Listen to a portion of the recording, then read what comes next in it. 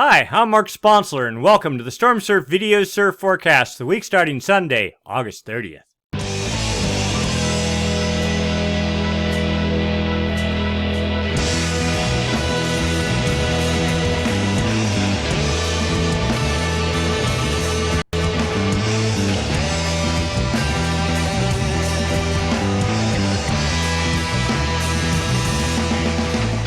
Tonight we'll be discussing jet stream roller winds, surface level pressure, significant wave heights, and all the things that go into making surf in the North Pacific Ocean.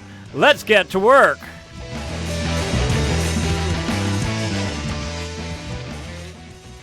Looking at significant wave heights for the South Pacific Ocean, we actually have a gale with 33, almost 34-foot seas aimed off to the northeast, positioned southeast of New Zealand, and generating swell, radiating in our direction. This is good news, finally. We'll start our tour looking at jet stream level winds. These winds up about 30,000 feet help support the formation of gales, and when those gales form, help direct their track. We're looking for a trough that is a push in the southern branch of the jet stream to the north, just like right there. And that helps create a clockwise flow aloft and down at the ocean surface, and if that's strong enough, generates winds. Winds generate seas. Seas, as they radiate away from the fetch area, eventually turn into swell. Swell, when it hits your beach, turns into surf. So we have a trough being fed by 130 knot winds southeast of New Zealand. That is generating a gale that we saw in the previous chart, and that gale has been in play for 2 days now. So there is swell in the water radiating north towards Hawaii, of course Tahiti, and the U.S. West Coast. And like I said before, that is good news. That trough, you can see it here, is to start fading. Look at the winds pushing hard south here and dying out as we get into Monday. But then perhaps a little bit of a secondary trough is to develop on Tuesday, push across the southeast or southwest Pacific, and then but very weak, and then start fading out. Another area of wind is to build under New Zealand on like Thursday, and probably not supporting gale formation. If anything, you can see, look at these winds here. That's a ridge pushing to the south. That effectively builds high pressure over the South Pacific Ocean. You see that, and the ice line is about 63, something like that, 63 south. So the jet is to push over the Ross Ice Shelf. That pretty much shuts things down as we get into Saturday and Sunday. Another ridge looks like it's setting up and pushing hard to the south as we get to the end of the model run. So at least for now, we have a little window to support swell production. So let's go take a look at surface level pressure, surface level winds. Here we go. Winds 35, 40 knots east of New Zealand. Again, this gale was under New Zealand 2 days ago, so this is more like the tail end of the gale, and you can see fetch fades. But here comes another system with 55 knot winds, a very tiny little system, building a little bit broader as we get into Monday midday, continuing its trek across the Pacific into Tuesday, and still pretty decent. It almost looks like another system is setting up on Wednesday, but winds only 35 knots. You really need 40 knot winds to generate enough period to be able to make it up north of the equator without the swell pretty much decaying away to nothing. But looks like, at least for the moment, a relatively decent pattern in the South Pacific till we get into about Thursday, Friday, and then look at this. Everything just fades. Yeah, there's some little bit of fetch here, but very tiny in coverage. In fact, there's a gale on Saturday in the far southeast Pacific, maybe 18 hours of fetch aimed in our direction. We'll see whether that does anything. And then 180 hours out, for the most part, nothing over the South Pacific. All right, so let's go take a look at the effect of those winds on the ocean surface. So, like I said, Friday about midday, gale started developing south of New Zealand with 45-foot seas, but over that tiny an area, that's probably, but there we go. As we get into Friday evening, 46.8 foot seas aimed off to the east and in the California swell window. Also barely moving into the Hawaii swell window right about there with 45 foot seas. Saturday morning, gale started fading, 42 foot seas, but continuing decently into the evening with 37 foot seas. And then on Sunday, fetch made a turn to the northeast, 33 foot seas. That's what we have right now. And whoops, now let's go off to the forecast chart. And then fading as we get into this evening and into Monday morning, but another gale starts developing south of New Zealand, and even remnants of this gale to hang on. Still 28-foot seas as we're into midday Monday. This tiny little thing down here, these seas are covering a much larger area, but 20, 22, 24. It's really somewhere around the 26-foot seas. That's where things start mattering. You can get about a 15-second period swell at, and some of that will make it up into the northern hemisphere. Another little gale aimed very much east to west, 45-foot seas over a tiny area, but still, it's like throwing a small pebble into a big pond really hard. You'll get ripples, but not big ones. You want to throw like a concrete block into the pond. You'll get a lot bigger waves, but you need a lot bigger storm to have that effect. Still, this thing moves off a little bit to the northeast as we get into Tuesday night and Wednesday with 33-foot seas. It fades out, and yet maybe another system behind that on late Wednesday, but only like 27-foot seas, and it quickly fades out. The models had it stronger a couple days ago. Still, looks like 2 swells, maybe 3, and then this guy does sort of develop, but the cutoff here for Southern California is like 118, 117 west, 46-foot seas right on the hairy edge, but all aimed off to the east. Maybe sideband swell up into Southern California. Mainly that looks like Chile and Peru type event. And then after that, we'll just run the models out. There's 180 hours. Looks like the jet pushing hard into the ice line. And there's our ice line, was at 62 north in the west and going down to about 65 south in the East Pacific. And then a nice little presence started to develop here in the northwestern Gulf of Alaska. This was on Saturday night into this morning. What is that, 20, 22, 24, maybe 25-foot seas. Now, I mean, right tucked up along the Aleutians, aimed more off to the northeast. You can see the Windswell production machine, the gradient off of Northern California here. But still, it's possible some, oops. Now let's go off here. We got one more. And then that pretty much pushes into and over the Aleutians, maybe a little bit of fetch. But I'll notice, because this is so much closer to California, the seas don't have to be as high. The period doesn't have to be as long to make it in. It's not even really aimed very well at California, but it's possible, like 3 feet at 13 seconds into Northern California. The first barely rideable swell, waist, maybe chest high or something at exposed breaks, could result for California. We'll roll this out, see what else happens in the North Pacific. Where are we? We're on Thursday, Friday. Now, there's another gale that's supposed to flare up here as we get into next weekend. Hard to believe anything the models are suggesting. Even that, they're saying the system's really weak and kind of disorganized. But just maybe there could be yet some swell, another swell forming. We're getting into the time of year. I think last week we said August 15th is the earliest we've ever seen any sort of North Pacific swell, and that was from a recurving hurricane. So we're kind of on track, certainly not aggressively so, and that's to be expected given the ENSO situation that we're in. Quick look for wind swell generation potential. Well, high pressure, plain as day, 1030 millibar high, pushing into Northern California, Cape Mendocino area, heat low inland. As these two get closer, it tightens up the isobar, these contours, the lines here, and that in turn creates wind. And wind, of course, generates wind swell. And as we get into Sunday night, 35 knot winds. But notice they're aimed kind of more northeast than north or northwest into the coast, so it's only sideband swell at best for exposed breaks. I mean, today there was, I'll say shoulder high, maybe head high sets, the best spots exposed in Northern California, wind swell wise, with south winds kind of ripping through it. But whatever, it was rideable. We'll give it that. As we get into Tuesday, Wednesday, the wind swell really fades because all this fetch is aimed offshore. Nothing for Hawaii.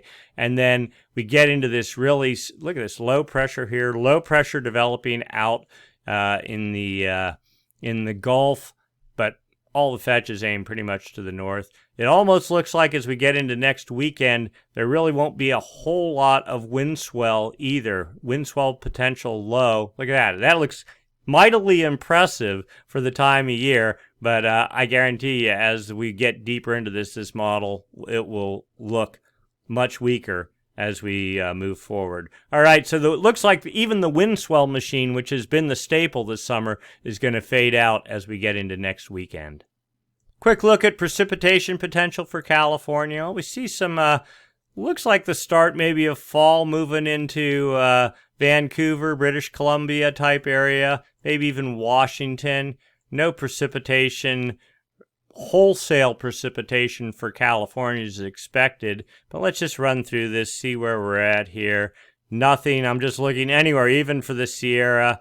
Nothing at all. We're 150 hours out. And there are at 180 hours. Now, this model it's not real good at picking up like the small storms that form along the spine of the crest of the Sierra there. So that's not to say it will be dry there, but in general, no large-scale systems forecast. All right, let's go take a look long-term. What's going on with the Madden-Julian oscillation and, of course, El Nino or La Nina. As usual, we're going to start looking for the presence of the active phase of the MJO. The active phase of the MJO, the MJO is its periodic weather oscillation. It traverses the globe on the equator, moving from west to east, and this is the Pacific portion of our planet. West Pacific here, East Pacific here. Here's the equator. These are winds. Wind speeds from the TAO buoy array, series of buoys strung across the equator used for monitoring El Nino. We're looking at the arrows. The arrows say trades are strong from the east over the East Pacific, Central Pacific.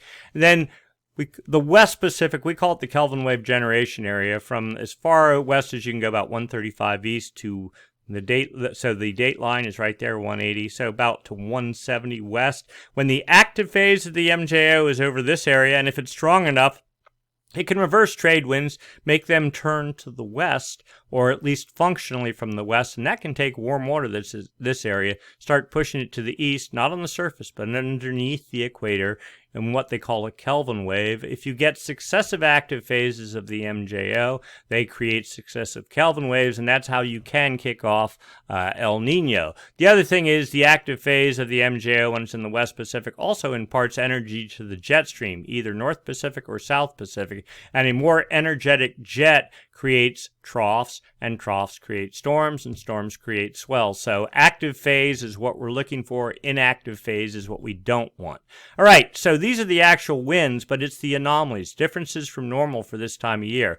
These nuking east winds are actually blowing stronger than normal. You look at the arrows here, blowing out of the east. Normal, neutral would be no arrows at all, like sort of here over the Central Pacific. Then you get into the Kelvin wave generation area and say, yeah, there's east winds here, but they're not any stronger than normal, at least for right now. Now, this is a 5-day mean, which means this is actually depicting what happened about 2 or 3 days ago. So we think the winds are stronger out of the east here right now than what this is letting on. All right, so what's the forecast for winds in the Kelvin wave generation area? All right, this is the whole planet on one chart. Dateline runs right up the middle. So the Kelvin wave generation area, the far West Pacific, starts right about here, 135 east, and it goes over to 170 west, so you just go right up the chart here. This is a sweet spot when you see westerly anomalies, which are oranges and yellows, which we don't see much of at all for the past month. This is July 31st. Here's August 31st, and here's the forecast for the next 7 days. Instead, what we see is easterly anomalies, the blues here and purples, and pretty strong. So it's east anomalies in control of the Kelvin wave generation area, almost filling the entire Pacific over the next week. A clear sign of the inactive phase of the MJO, and that does nothing to impart energy to the jet or to support storm formation. So pretty, again, falling into a hole here for the next week, according to this model. So let's go out 2 weeks. This is outgoing long wave radiation, fancy words for sun reflectivity off the ocean surface. And you can infer the MJO from that. If you have, so the MJO, the active phase of the MJO is like low pressure, creates clouds. So the blues, Negative anomalies are where the active phase is in the Indian Ocean. Where the orange and yellow is the inactive phase, and we don't like that. Lots of sunlight reflectivity off the ocean surface. Anyway, the statistical model suggests inactive phase of the MJO in control of the West Pacific right there. You see there's South America, Central America, New Guinea. So the Kelvin wave generation area is right there. And that pattern just continues pretty much unchanged for the next 15 days. That's 2 weeks per the statistic model. The dynamic model, a little bit more favorable, suggesting the inactive phase goes for about 5-7 days, then fades, and maybe even a weak active phase trying to develop in the Kelvin wave generation area 2 weeks out. So we'll see a little bit of disagreement between the two models. All right, phase diagrams. This is the same two models, statistic model here, dynamic model here, the GEFS model, and this CA model. All right, so this is, assume you're looking down on the North Pole with the planet rotating underneath you, and the MJO travels from west to east, from Indian Ocean over the maritime continent, over the West Pacific, East Pacific, under the United States, across the Gulf of Mexico, on the equator only, cross the Atlantic, over North Africa, back to the Indian Ocean. The heavy dot is where the active phase is today, and the further the dot is away from the circle, the stronger it is. So this would be a weak active phase in the Indian Ocean right now, and it's forecast to, over the next 2 weeks, to make it to about the maritime continent. That per the statistic model. Dynamic model saying, well, maybe it'll make a little bit more headway, making it to the far West Pacific, but still exceedingly weak 2 weeks from now. All right, this is the upper level model. It runs about a week ahead of what happens at the surface. It's a 40-day model, and it's a statistic model. So it suggests that the oranges and reds are areas not favorable for precipitation, so one can assume that's the inactive phase of the MJO. You see there's the South America there, there's New Guinea, Australia there. The equator runs right along there. Okay, so inactive phase in control of the Pacific today, and it's supposed to slowly move east, push into Central America through about September 24th, and then here comes a pretty decent active phase, forecast pushing into the West Pacific, about mid-September, and making its way across the Pacific into October, but you want to add a week on that, so probably the last week of September into pretty much the last week of October. Let's go dig a little deeper. Right, this is the CFS model, and what it's doing, so again, this is the whole plan on one chart, date line right there, Kelvin wave generation area from there to about there. The dotted contour is the inactive phase of the MJO. Time runs down the calendar here, so inactive phase, just barely easing its way into the Kelvin wave generation area today. The blues are easterly anomalies, and basically continuing for, this is a 1 month window, inactive phase of the MJO in control of the whole Pacific. I mean, let's see, so Ecuador's like at 80 west, so right there. Easterly anomalies in control of the entirety of the Pacific for the next month, and it's not till we get into even the end of September, maybe beyond that, according to this, the active phase, the solid contour, just barely starts to make headway into the West Pacific. And then this is the 3 month model, but just eyeballing this right off the bat, something is definitely hosed up with it. It's not right. I mean, it's been working fine, but just this iteration of the model, not good. So we're going to ignore the wind component. We're just going to look at the MJO component. According to this, the dotted contour is the inactive phase of the MJO. It's moving into the West Pacific and supposed to continue through about mid-September, something like that. And then the active phase takes over and presumably westerly winds, though earlier versions of the model suggested strong east anomalies over at least the eastern half of the Pacific and only weak westerly anomalies, but they're supposed to hold into November, something like that. So even that looks a little bit suspect.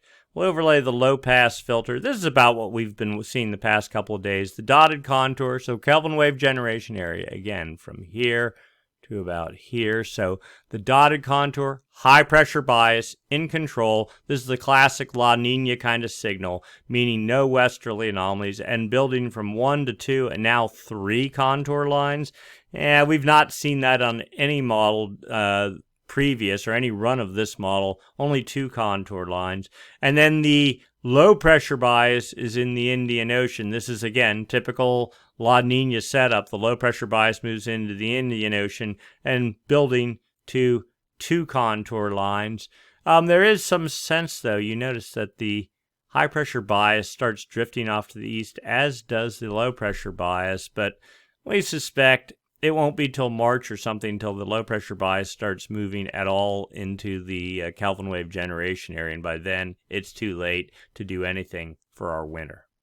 All right, so let's move past the MJO discussion and start talking about the La Nina El Nino discussion. And the first signs of, we start looking at subsurface water temperatures, see what that's telling us in terms of whether moving towards El Nino or La Nina, right? This is data from the TAO buoy arrays. These are the anchor lines on the buoys. The X's are sensors on those anchor lines that they're temperature sensors.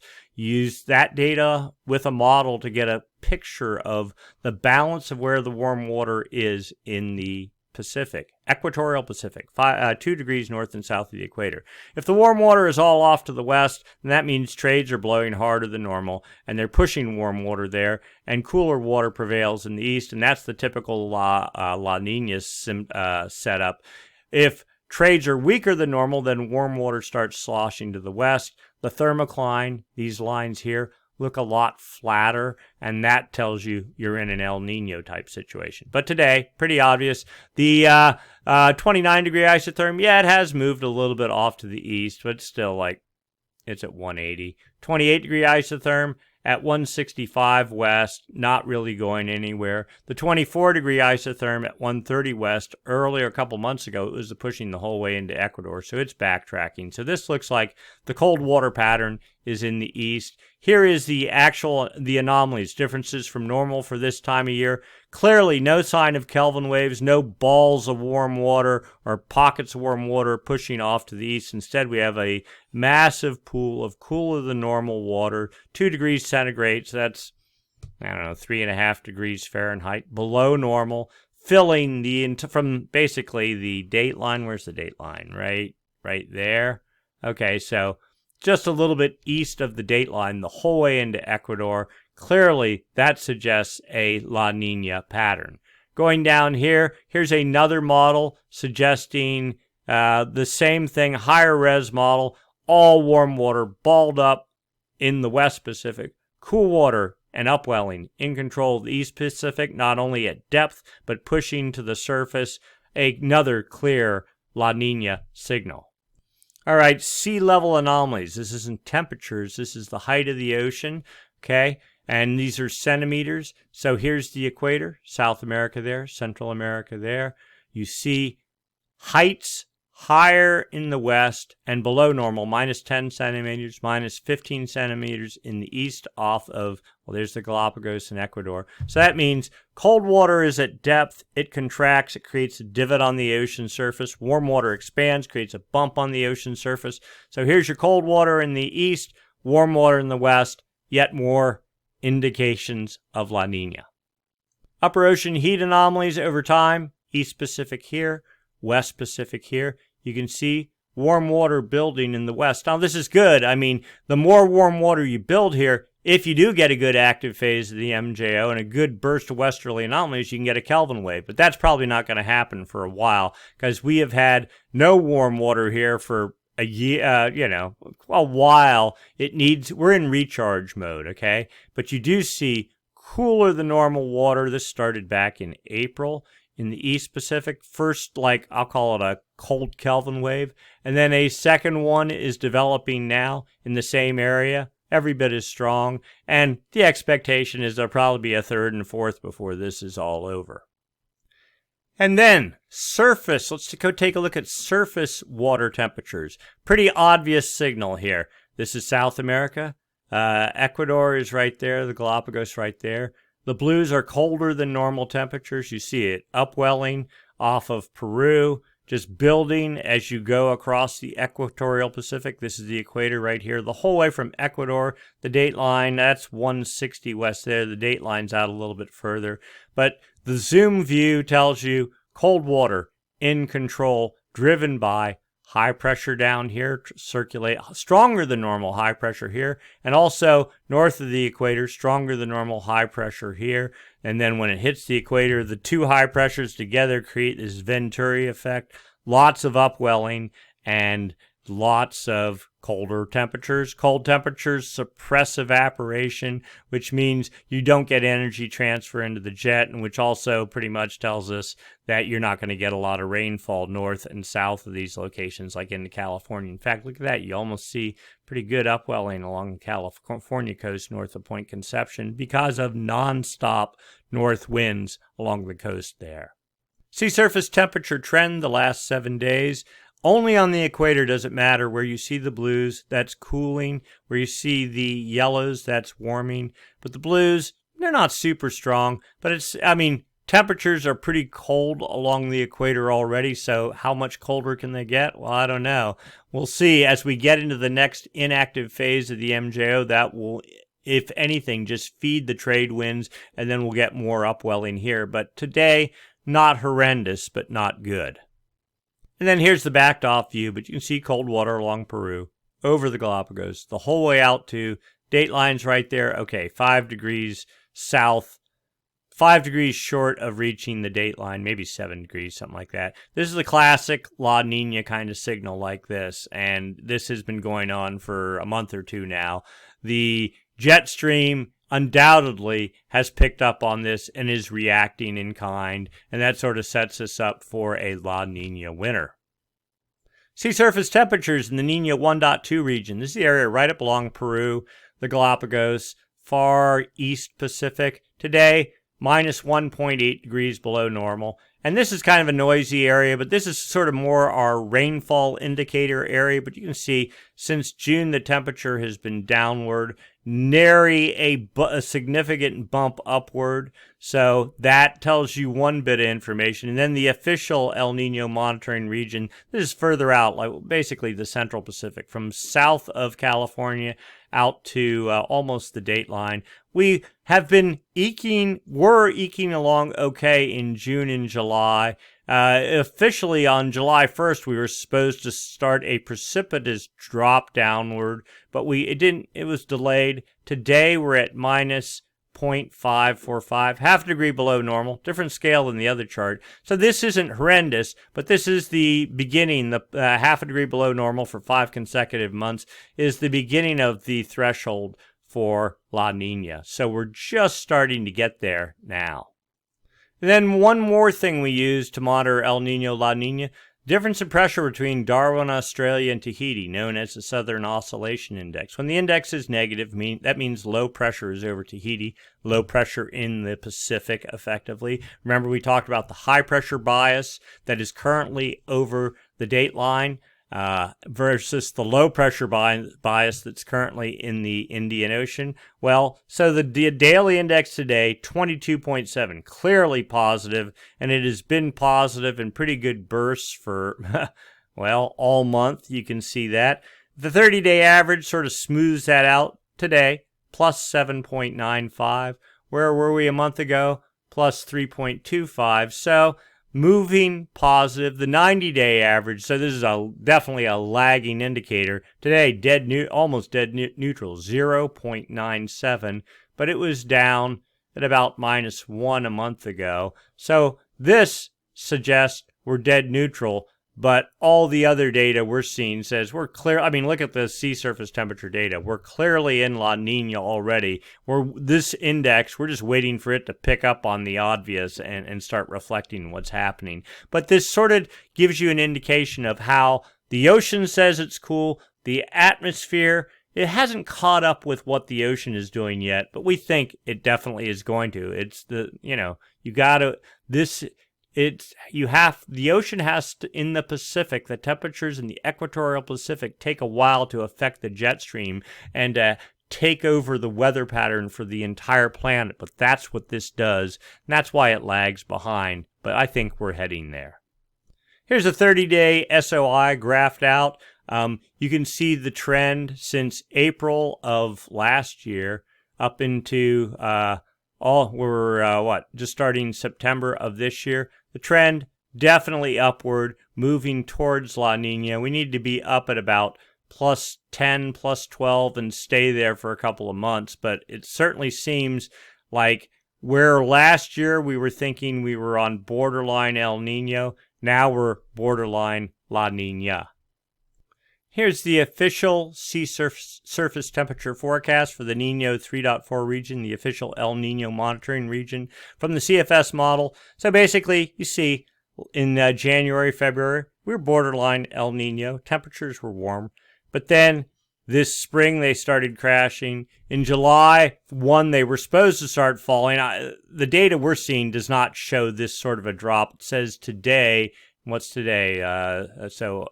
End of August. So right about there, we're half a degree below normal. So this one's sort of jumping the gun. Either way, it says we're supposed to go down to minus 1.5 degrees as we get into late October. That might be a little bit overstated, but then quickly bouncing back, returning to neutral next April. But this looks like definitely some flavor of La Nina, and there's really no evidence to suggest we're going anywhere but La Nina. Even NOAA is on the bandwagon now, and they're saying some degree of La Nina this winter. All that said, the inactive phase of the MJO and La Nina does not preclude there from being surf. It's just the windows of opportunity when it happens are small. Typically, the storms are not as strong as what you'd expect. They don't last as long. But we saw the models. There's a gale under New Zealand right now. There's a gale trying to organize up in the Gulf of Alaska and maybe another behind that. So the name of the game here is when there is swell, go make the most of it, because you don't know when the next one's going to be or how good it's going to be. And the expectation is there's going to be wind through all this, because La Nina typically feeds high pressure in the North Pacific. So if you're on Maui, trades will probably be stronger than normal this winter. If you're in California, Northern California, there'll probably be a bunch of north wind, and that's just the way it goes. And especially when you get into spring, right when La Nina is at its peak, high pressure raging, a lot of north winds, a lot of upwelling. Get your extra thick wetsuit. You might need it. But you know what? We're hoping this is actually the second year. It sort of did this weakly last winter and then fell apart. Stronger this summer and is going to continue into the winter. Hopefully we'll just get this out of the way and done with, and then we can return to kind of a more normal pattern starting next year. The good news is the active phase, inactive phase pattern appears to be getting stronger, and that's a good thing, because we've been sitting for almost a year with an extremely weak MJO, and when the MJO is weak, it doesn't feed swell production very well. So maybe we're kind of over that hurdle. We just got to get over the La Nina hurdle. Anyway, that's it for this week. Please excuse our mess behind us. We're doing some remodeling. And if you enjoyed the video, give us a thumbs up. We'd appreciate it. If you haven't subscribed, please subscribe. You know where, down there. Just click the thing. You get an email notification. If not, visit us on stormsurf.com. All the model data, everything is there. Follow along during the week, and then test your knowledge on the weekend when we do the next forecast. All right, so that's it for this week. We'll do it again next week, same time, same channel. Thanks for watching.